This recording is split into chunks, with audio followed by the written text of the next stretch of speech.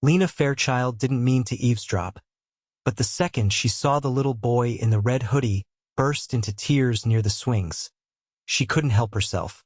"Henry, please," the man beside him pleaded, running a hand through his messy dark hair as he crouched down. "Buddy, I know you want the blue shovel, but we left it at home, remember?"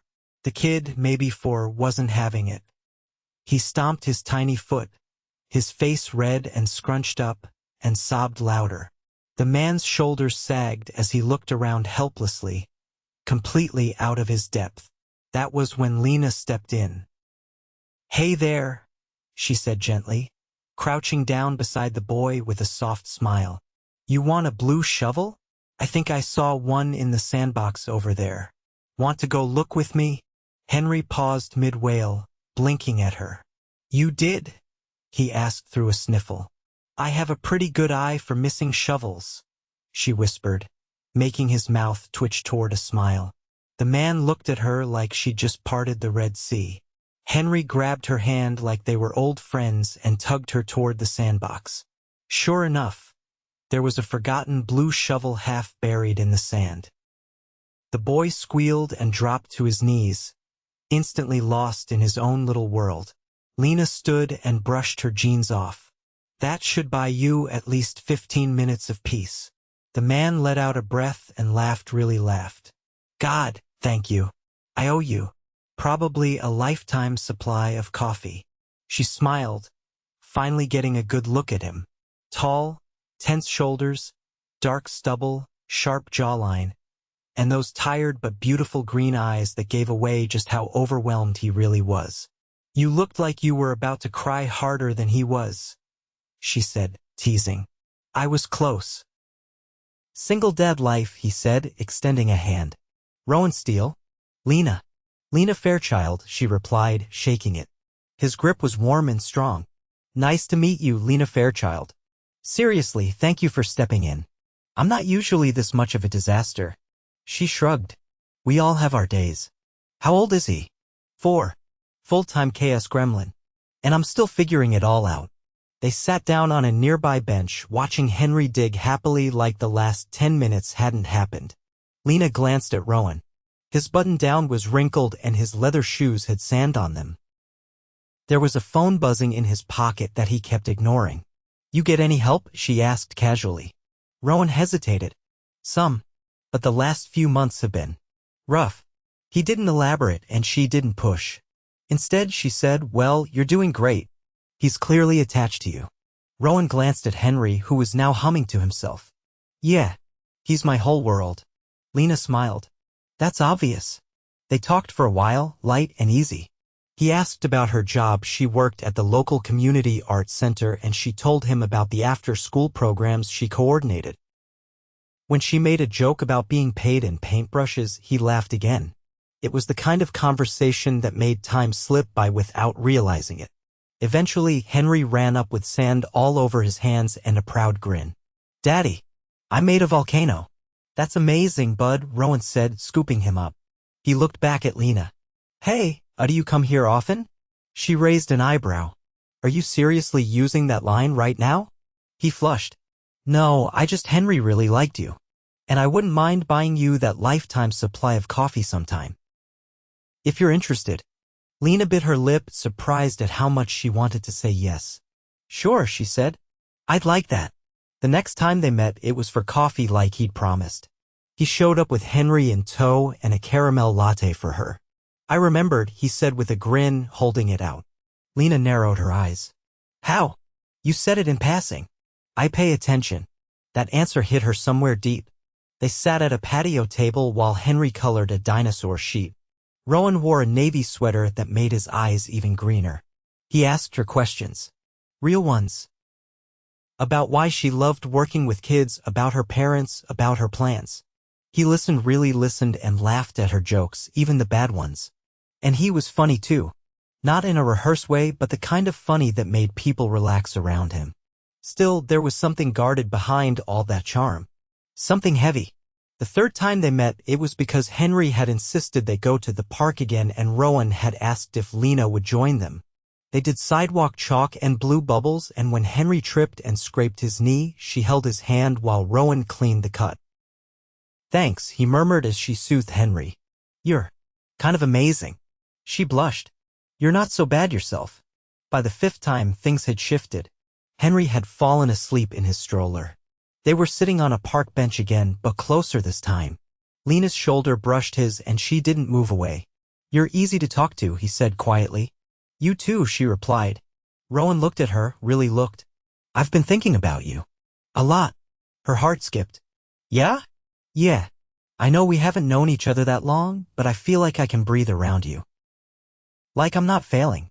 "You're not failing, Rowan," she said, turning to face him. "You're doing your best. And that's more than enough." He sighed, his eyes soft. "You don't know how much I needed to hear that." Lena hesitated. "Can I ask something?" "Anything." "What do you do for work? You always look like you just came from a board meeting." Rowan chuckled, rubbing the back of his neck. "I run a company. Real estate development. It's a lot." "Oh. I don't usually tell people right away. It tends to change the way they look at me." She tilted her head. "So what does that mean?" "You're like a millionaire." He nodded slowly. "Yeah." Lena blinked. "Wow. I hope that doesn't change anything." She stared at him for a beat, then grinned. "Only thing it changes is you're buying dinner next time." Rowan laughed, his shoulders relaxing. "Deal." And just like that, something new bloomed between them, something real. He reached out, his fingers brushing hers. She didn't pull away. Neither of them said the words yet. But they didn't need to. Not yet. Lena had never been inside the Orman before. The restaurant's name was embossed in gold leaf on the heavy double doors, and a valet in a crisp black suit stepped forward before she could even reach for the handle. Rowan had told her to dress comfortably but nice, which was how she ended up in a deep blue wrap dress and low heels, her hair swept up to reveal the silver earrings her sister gave her last Christmas. She didn't know what she expected when he offered to take her out properly, but it certainly wasn't this. A hostess greeted her by name. "Miss Fairchild? Mr. Steele is already waiting." "Right this way." She followed the woman through the velvet-paneled dining room, past glittering chandeliers and candlelit tables. The place smelled of truffle oil and aged wine, and every patron looked like they belonged on the cover of a magazine. Rowan stood as she approached, wearing a charcoal suit with no tie, the top button of his shirt undone.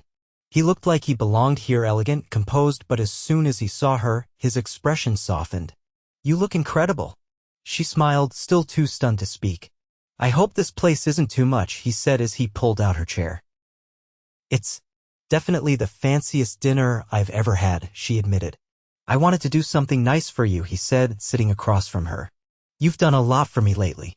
She raised an eyebrow. "Like rescuing you from a toddler meltdown and introducing your kid to sidewalk chalk?" He laughed. "Exactly. That, and making me feel like I'm not completely alone in all this." A waiter appeared with a bottle of wine already uncorked. Rowan nodded once, and the man poured without asking. Lena watched the exchange, curious. "So, do you come here often?" "Used to," he said. Before everything changed. There was something guarded in his tone. But she didn't press. Instead, she glanced at the menu, her eyes widening at the prices. "Rowan, this place charges more for a salad than I pay in utilities." He leaned forward. "Order what you want." "Seriously." She hesitated but nodded. "All right, but I'm not ordering anything I can't pronounce." They both laughed, and the tension eased. After ordering, she set her napkin in her lap and leaned her arms on the table.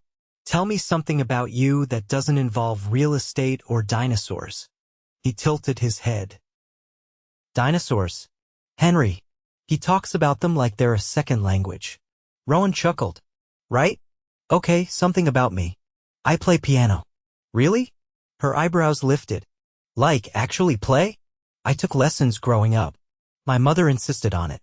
It stuck." "That's unexpected. In a good way, I hope." "Definitely," she said, intrigued. "What else?" "I used to think I'd be a composer. Then my dad sat me down and told me music wouldn't pay for the life he expected me to live. Lena's smile faded a little. Did you listen? I did. He paused. But I never forgot the music. She studied him, struck by how different he seemed tonight. There was a quiet sadness behind his polished surface, like someone who'd been forced to grow up too fast. What about you? He asked. Something I don't know. She tapped her fingers against her water glass. I once painted an entire hallway with leftover canvas paint because I couldn't afford real primer. He laughed. How'd it turn out? Terrible. Peeled like sunburn. But the landlord never noticed, so I guess it worked. Their food arrived, hers a lemon risotto and his a seared duck breast with wild mushrooms. He poured more wine into her glass without asking, and she realized he'd been watching her closely all night. You always this generous? She asked. Rowan's brow furrowed slightly. I don't know. Maybe not. But with you, it feels easy to be. She didn't know what to say to that, so she took a sip of wine and changed the subject. Do you ever think about moving away? Starting fresh somewhere else? Sometimes, he admitted. But Henry's here. His routines, his school. It matters more that he's stable than whether I'm happy. And are you? His fingers paused on his fork. I'm working on it. They finished dinner slowly, exchanging stories they hadn't told anyone in years. Lena told him about a failed mural project that ended with her sleeping in her studio for 3 nights. He told her about a deal gone wrong in Dubai that nearly cost him everything. Neither story was pretty, but both were honest. When dessert came, chocolate soufflé with a side of espresso cream, he slid his plate toward her. Try it. She dipped her spoon and let the flavor melt on her tongue. Okay, that's illegal. That's too good. Rowan smiled, but his eyes were serious. I like seeing you like this. Like what? Happy. Lit up. She looked down, her cheeks warm. I don't get to take many people out like this, he continued. Usually, they're more interested in the places I can take them than actually being with me. Lena met his gaze. You don't have to worry about that with me. I know. They lingered at the table long after the plates were cleared until the restaurant began to empty. Outside, the city glittered and the air smelled faintly of jasmine from the planters lining the sidewalk. Rowan walked beside her, his hand brushing hers. He didn't take it, but the contact sent an ache through her chest. Where's Henry tonight? She asked softly. With my sister. She flew in for the weekend. Lena nodded. I was wondering. They reached the curb and the valet pulled up with a sleek black car Lena didn't recognize. Not flashy, but clearly expensive. He opened her door for her, then rounded to the other side. As the car pulled away, she realized they were heading toward the river. I thought I'd show you something, he said. They drove in silence for a few minutes until he turned onto a quiet road lined with tall trees. A private gate opened at his touch and the car eased into a secluded overlook. Below them, the city stretched out like a painting, lights shimmering on the water. Whoa, she breathed. This is unreal. I come here when I need to think, he said, cutting the engine. They sat in the quiet, the hum of the city below them. He turned slightly in his seat. I've wanted to kiss you for days now. Her breath hitched. Then why haven't you? He reached over, brushing a strand of hair from her cheek. Because I didn't want it to be rushed. Or expected. Or anything less than real. She leaned toward him, her voice barely above a whisper. It already is. And when he kissed her, it wasn't tentative or hesitant. It was warm and certain and full of everything they hadn't said yet. When they pulled apart, her heart was racing. I'm not good at slow, he said quietly. But I'll go at whatever pace you need. Lena touched his jaw, her thumb grazing the edge of his stubble. We'll figure it out. He nodded, and for the first time that night, he looked completely at ease. Lena pressed the back of her hand to her cheek as the elevator doors closed behind her. Her reflection in the mirrored walls showed someone flushed, breathless, and visibly shaken not from nerves, but from the lingering heat of Rowan's kiss. He had driven her home afterward, walking her to the door in silence, his thumb brushing hers before he let go. No promises were made. No declarations. But something had shifted. Days passed. She didn't see him at the park or the cafe. No texts. No phone calls. But she didn't panic. Not yet. On Friday, she stayed late at the art center, organizing supplies for an upcoming community mural project. She was elbow-deep in a box of gesso jars when her coworker, Tasha, poked her head in. "There's a guy in a suit at the front. Says he's looking for you. Tall. Broody. Definitely out of our tax bracket." Lena's pulse kicked up. She wiped her hands on a rag and made her way down the hallway, heart thumping. Rowan stood near the front desk, holding a paper bag in one hand and a bouquet of tulips in the other. Not roses, tulips. Bright yellow like sunlight. "I wasn't sure if you'd be here this late," he said, stepping forward. "I usually am on Fridays," she replied, eyes flicking to the flowers. "I figured. You mentioned prepping for the mural." She blinked. "That was over a week ago." "I remember things," he said simply. "I brought dinner. Thought maybe we could eat on the roof." "If that's allowed." "We don't exactly have a rooftop lounge," she said, then added, "but there's an old fire escape landing with a view of the street. It's not glamorous, but it's quiet." "Perfect." They climbed the narrow metal stairs, Rowan carrying the bag and flowers. She unlocked the door at the top and the two of them stepped out onto the flat landing, surrounded by rusted railing and city noise. It wasn't candlelit or private, but it was real. She sat on a crate. He passed her a container of Thai curry and handed her a fork. "No wine," he said. "Didn't want to get you fired." "Considerate of you." They ate in silence for a moment, the city humming below them. Then Rowan set his fork down. "I've been in meetings all week. New zoning issues on a development in the historic district. It's been a mess." "Is that why you disappeared?" "I didn't mean to vanish. I just needed space to think." Lena leaned back. "About what?" "About how easy it is to want you," he said, his voice quiet. "And how much that scares me." She looked at him, her breath catching.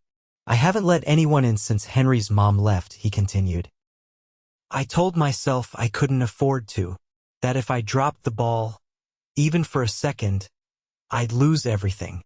"Did she walk away from both of you?" Rowan hesitated. "She left before he turned 2. Said she couldn't do it. The responsibility, the expectations. Me. It broke something in me, Lena. I've been trying to fix it ever since, but I'm still not sure I know how." "You don't have to be perfect," she said. "You just have to be honest. I want to be with you." She took a breath. "Then don't shut me out when things get hard. Let me carry some of the mess with you." He stared at her like he couldn't quite believe she meant it. Then he reached into his jacket pocket and pulled out a folded piece of paper. "What's that?" "Something I've been working on." He handed it to her. She unfolded it. It was a sketch, rough lines, but unmistakable. A community space complete with a rooftop garden, a performance corner, and wide walls for mural painting. "This is your building downtown," she whispered. "I'm rethinking the lower floors. The upper levels will still be residential, but the base can be something more. Something that matters."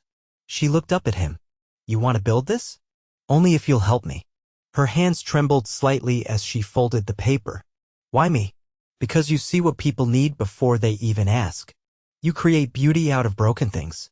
And because when I look at this project, I see you in every part of it." Lena didn't speak for a long moment. Then she whispered, "I don't know what to say." "Say yes." She reached for his hand. "Yes." That night, he didn't kiss her with the urgency of someone chasing a moment. He kissed her like someone who was finally ready to stay in one. The next morning, Rowan brought Henry to the art center for a kids' painting class. Lena greeted them at the front, her apron already smudged with primary colors. Henry ran to her like they were old friends. Rowan leaned against the doorway, watching her guide the boy to his easel. "She's teaching me how to paint a dragon," Henry announced proudly. Rowan smiled. "Sounds dangerous. It's green and breathes glitter." "Well then," he said, "you're in very good hands." After class, while Henry cleaned his brushes, Rowan approached her quietly. "My sister's flying back tomorrow," he said. "I'll have him full-time again. You nervous?" He shook his head. "I'm ready. More than I've ever been." She looked at him closely. "You're not just talking about parenting, are you?"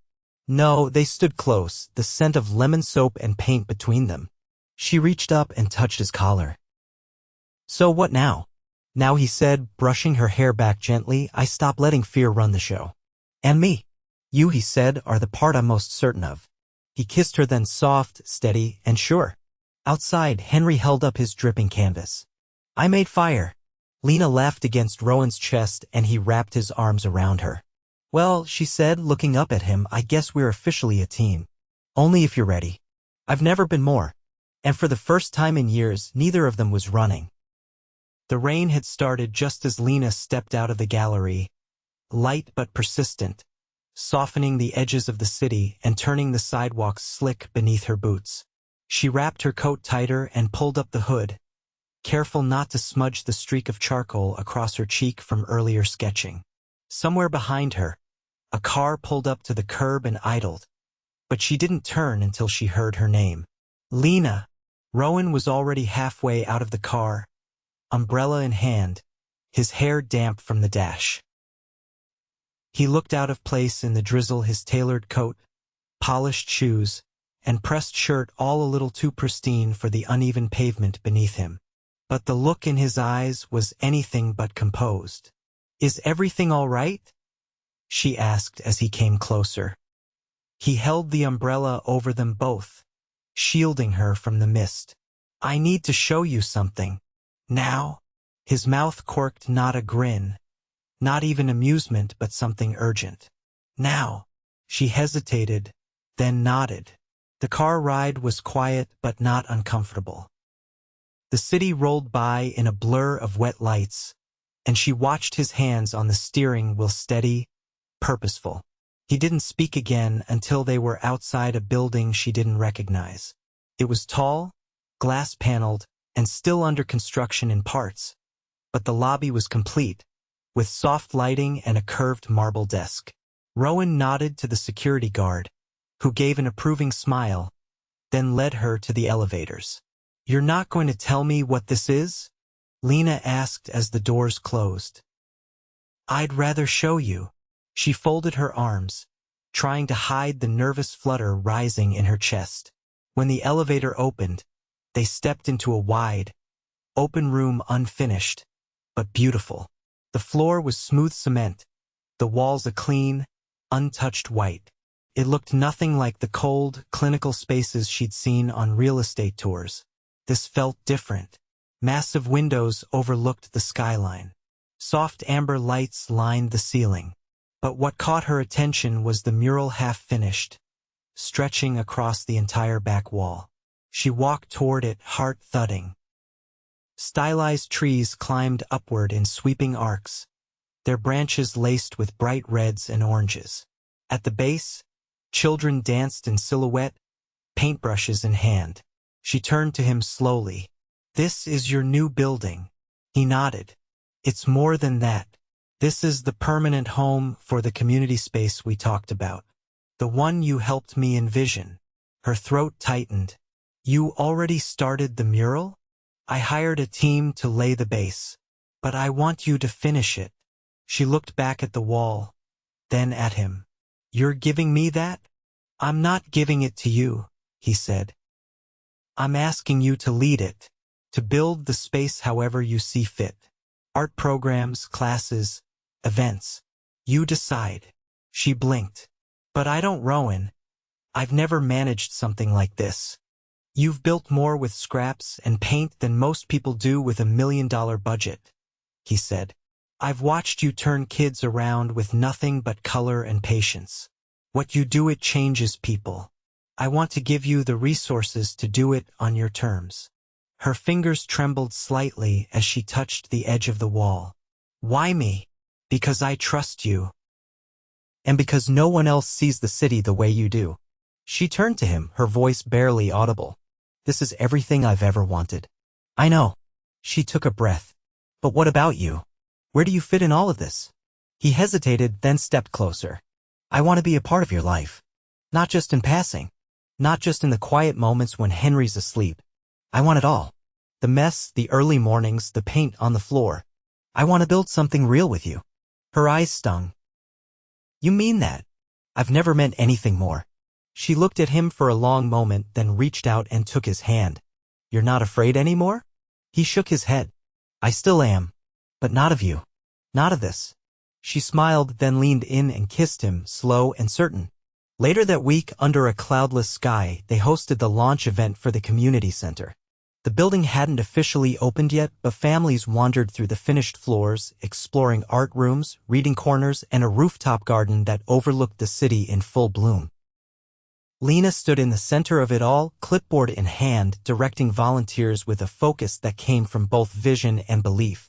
She wore a navy blouse, sleeves rolled up, and her hair pinned back with paint still clinging to the ends. She looked alive in a way Rowan hadn't seen before, not just happy, but anchored.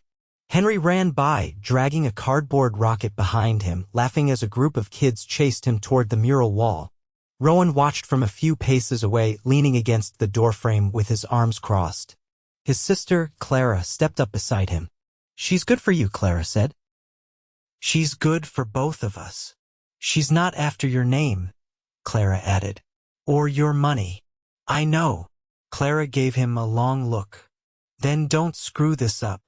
I don't plan to. That evening, after the last guest had gone and the volunteers had packed up, Rowan found Lena sitting cross-legged in the middle of the mural room, sketchbook in her lap. He sat beside her, shoulder to shoulder. You never stop working, do you? Not when I'm doing what I love. He reached into his coat pocket and pulled out a small box, not velvet, not flashy. Simple. She stared at it, then at him. I know it's early for rings, he said, but I wanted you to have this. He opened it. Inside was a silver key engraved with a single word, us. Her throat caught. It's for the studio upstairs, he said quietly. The one with the skylight. It's yours now. She ran her thumb over the engraving. You keep doing this. What? Giving me pieces of your world like they've always belonged to me. He looked at her, eyes serious. Because they have. She leaned forward and kissed him, slow and deep, the kind of kiss that said, I'm not going anywhere. The next day, she moved into the studio. A week later, Rowan added her name to the foundation's board of directors. And 1 month after that, Henry fell asleep on the couch with a half-finished canvas in his lap while Rowan and Lena stood in the doorway, watching him breathe. Rowan slid his hand into hers. I never thought I'd have this again, he whispered. You never lost it, she said. You just hadn't found the right place to build from. He looked at her, eyes full. And for the first time since everything fell apart, Rowan Steele wasn't holding his life together by sheer force of will. He was simply living it, with her.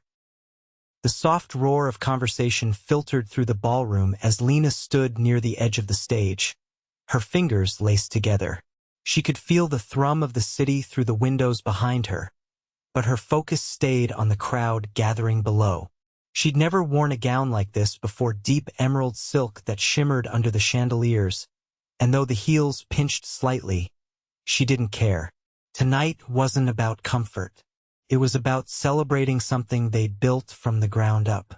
Rowan was across the room, speaking with the mayor and a couple of the city's major planners. His navy tuxedo fit like it had been stitched for this very moment, but he didn't look like someone playing a part. He looked entirely in his element, calm and composed even when Henry tugged at his sleeve with chocolate on his face and a napkin in his hand. Rowan crouched without hesitation, wiped his son's mouth, and said something that made the boy laugh before sending him back toward Clara. You should be proud, came a voice from Lena's right. She turned to see Malik, one of the artists she'd hired to help lead the youth workshops.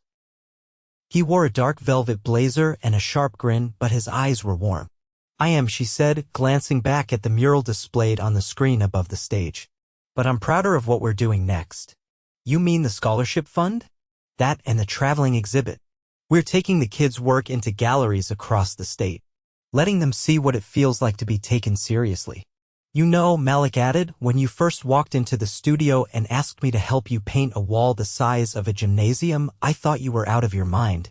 I was, Lena admitted with a laugh. But it worked. You made it work, he said. All of this. She glanced back at Rowan, who was walking toward her now, the crowd parting slightly as he approached. His eyes didn't leave her once. Her breath caught for just a second. "Excuse me," she said to Malik. Rowan reached her just as the lights dimmed slightly. A hush fell over the room as the MC approached the podium, introducing them both. Lena's name was spoken with applause. So was Rowan's. But it wasn't the attention that made her heart race, it was the quiet way he reached for her hand as they stepped onto the stage together. She took the microphone first. "I never imagined I'd be standing here tonight," she began, scanning the room. "And I never imagined a real estate developer would be the reason a community mural program had its own building. But maybe that's the point. We don't always know where change will come from. Sometimes it walks into your life in a button-down shirt and a toddler strapped to its leg and asks for a second chance." The room laughed gently and Rowan's hand tightened around hers. "We built this place to give people a voice, to give stories room to breathe. And tonight we're launching the next chapter, a space where art isn't a luxury but a necessity, where creativity is not just encouraged but expected." She stepped back and Rowan took her place. "I've spent most of my life believing that success looked a certain way," he said, his voice steady. "Glass towers, boardrooms, numbers on screens. But none of that meant anything until I saw what Lena could do with a blank wall and a group of kids who believed in her." He paused, eyes landing on her. "She taught me that building something real doesn't always start with blueprints. Sometimes it starts with sidewalk chalk and spilled paint and a woman who refuses to let you give up on yourself." Lena felt the room disappear around her. It was just him. Just this. And so Rowan finished, "Tonight isn't just a celebration. It's a promise that this space and the people who fill it will always have a home." The applause was loud and long, but Lena barely heard it. Rowan turned to her, not letting go of her hand. The lights shifted back to full and the music resumed, but he didn't move. "You didn't tell me you were going to say all that," she said, voice low. "I didn't plan to," he admitted. "But I meant every word." She stepped closer. "You always say the right thing when it matters. Because it matters to you." Henry came running up then, tie askew and cheeks flushed. "Can I stay up late?" Rowan glanced at Lena. She smiled. "He can tonight." Later, after the last guest left and the staff began breaking down tables, Rowan led her to the rooftop garden above the center. The city shimmered around them, the air cool but not cold. Fairy lights were strung along the railing, and someone had left a half-empty tray of petit fours on a side table. Lena leaned against the rail, eyes on the skyline. "You know, I used to think I'd always be one step away from losing everything. Scraping by, hoping the next grant came through." "You're not scraping anymore," Rowan said, stepping behind her and wrapping his arms around her waist. "I know, but it's not just about having more. It's about sharing it. You gave me the tools, Rowan, but I built the life." He kissed the side of her neck gently. "You built ours." She turned in his arms. "I've been thinking about something," he said. "Something I should have asked the moment I knew." "Knew what?" "That this wasn't temporary. That you're the rest of it. The quiet mornings, the late nights, the hard days, all of it." He reached into his pocket and pulled out a small square box. "No ring," he said quickly. "Not yet. I want that moment to be right. But this is something else." She opened the box. Inside was a delicate gold pendant, shaped like a keyhole, simple, elegant, and engraved on the back with the word, "Forever." "It's not just about the studio anymore," he said. "I want to give you every part of this life. The home, the chaos, the quiet. No conditions. No hesitation." She looked up at him, eyes shining. "Then I'm yours. You always were." They kissed beneath the glow of the city, the sounds of laughter and life still echoing from the street below. A year later, the mural room had been expanded, the traveling exhibit had hit 5 cities, and Henry had taken to calling the rooftop his spaceship. Lena stood at the front of a packed classroom, leading a group of teens through their first large-scale piece while Rowan sat in the back, nodding along with a quiet smile. His sleeves were rolled, his phone off for once. Every Saturday, they made pancakes. Every Sunday, Rowan played piano while Lena painted. And every night, they fell asleep with Henry between them on the nights he couldn't make it to his own bed. There was no grand wedding yet. No flashbulbs or headlines. But there was love. And it was real.